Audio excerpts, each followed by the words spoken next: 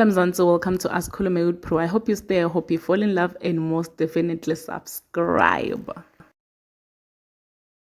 Hayi guys, it is true when they say bantwana bayathathela guys into labayibonako nento labakhula under yona. So Mpumelelo Sibindi Mseleku guys, mntwana awamusa Mseleku wemfana guys.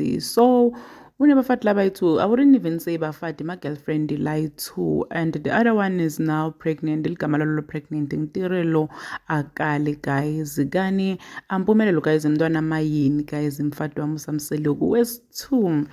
So people are just saying ukuthi the girl is just crazy, they're not even married, so umithele ngala uvume kungena esithembini. I remember Mpumelelo was once ku-podcast yagogo Skhotheni, the venting podcast, and he revealed ukuthi yena umuntu vele lotifelako ngabantu besifazane, uthi abathanza kakhulu. Usho lona kusho ukuthi uyazama ukuthi abamba ati-control, but uyasho ukuthi ayi vele yena atikedi uyatithanza, and uthi yena ngokubona kwakhe yena utobani bafati labaningi akundlula ababo wakhe. Lokho kusithusile ukuthi mfana kahle kahle, what are you saying? Because kunyalo njena two girlfriends, ayibo, that's enough. But I don't know ukuthi awucabangani ngalokho. Do you think ukuthi uMpumelelo is doing this because u-influence angibaba wakhe? Do you think baba khona esandla nokuthi aqine namuhla angimlo muntu ala nguye or lafuna kuba nguye? Do comment what you think below down in the comment section. Don't forget to hit the notification bell